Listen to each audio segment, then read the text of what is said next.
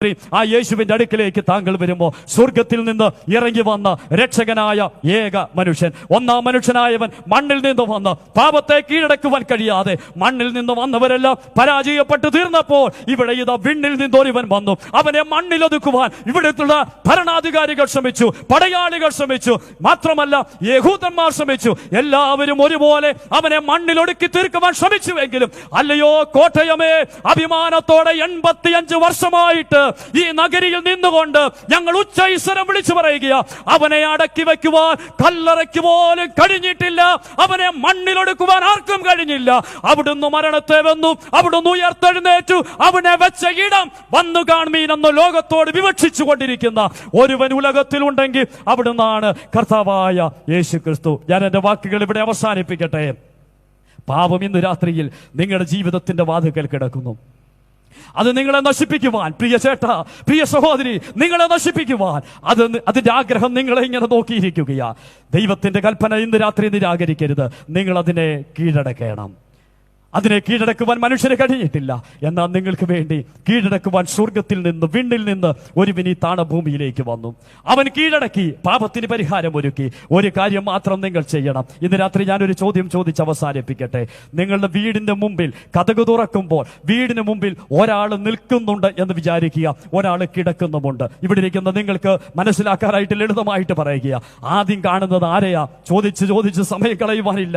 ആദ്യം നിങ്ങൾ ആരെയാ കാണുന്നത്? നിൽക്കുന്നവൻ കാണുമോ അതോ കിടക്കുന്നവനെ കാണുമോ? ഒറ്റ ഉത്തരമേ നിങ്ങൾ പറയുകയുള്ളൂ. വീട് തുറന്നു നോക്കിയാൽ ആദ്യം കാണുന്നത് അവിടെ നിൽക്കുന്നവനെയാ, കിടക്കുന്നവനെ പിന്നാലെയാ കാണുന്നത്. വിശുദ്ധ ബൈബിളിന്റെ ഒന്നാമത്തെ പുസ്തകമായ ഉൽപ്പത്തി പുസ്തകത്തിൽ നാം കാണുന്നത് പാപം വാതിക്കൽ കിടക്കുന്നതായിട്ട് ആണ് എന്ന് വരികയും ഒടുവിലത്തെ പുസ്തകമായിരിക്കുന്ന വെളിപ്പാട് പുസ്തകം 3-ാം അധ്യായം 20-ാം വാക്യത്തിലേക്ക് വരുമ്പോൾ അവിടെ ഒരുവനെ നിങ്ങൾക്ക് നിൽക്കുന്നതായി കാണുവാൻ കഴിയും. അത് മറ്റാരുമല്ല, ഞാൻ വാതിക്കൽ നിന്ന് മുട്ടുന്നു, ആരെങ്കിലും എന്റെ ശബ്ദം കേട്ട് വാതിൽ തുറന്ന് ഞാൻ അകത്ത് വന്ന് അവനോടും അവൻ എന്നോടും കൂടെ അത്താഴം കഴിക്കുമെന്ന് പറഞ്ഞ് ഈ വാതിലിന് മുന്നിൽ ഒരുവൻ നിൽപ്പുണ്ട്. ചോദിക്കട്ടെ, ആദ്യം കാണുന്നത് ആരെയാ?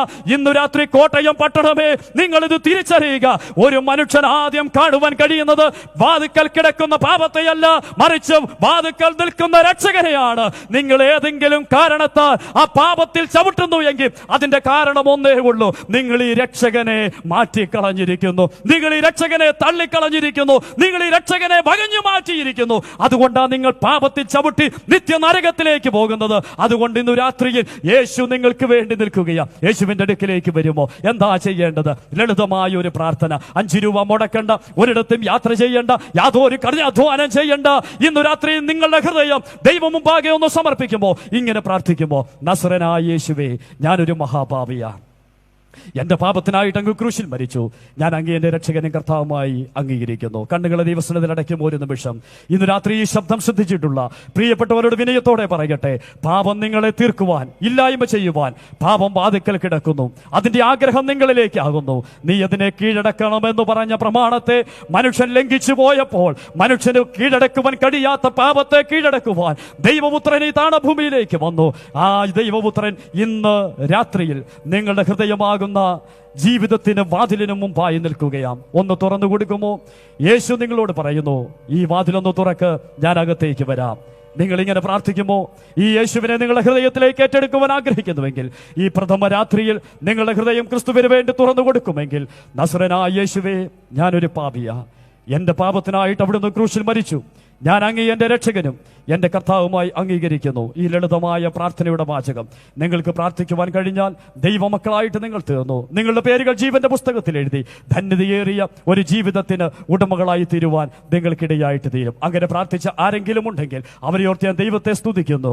ഇന്ന് രാത്രി ദൈവത്തിന്റെ ജനമേ, നമ്മെ രക്ഷിച്ച നമ്മുടെ രക്ഷകൻ, നമ്മെ നടത്തുന്ന നമ്മുടെ രക്ഷകൻ, നമ്മുടെ ശിക്ഷാവിധിയെ മാറ്റിയ നമ്മുടെ രക്ഷകൻ അവിടുന്ന് താമസം വിനാ വരും.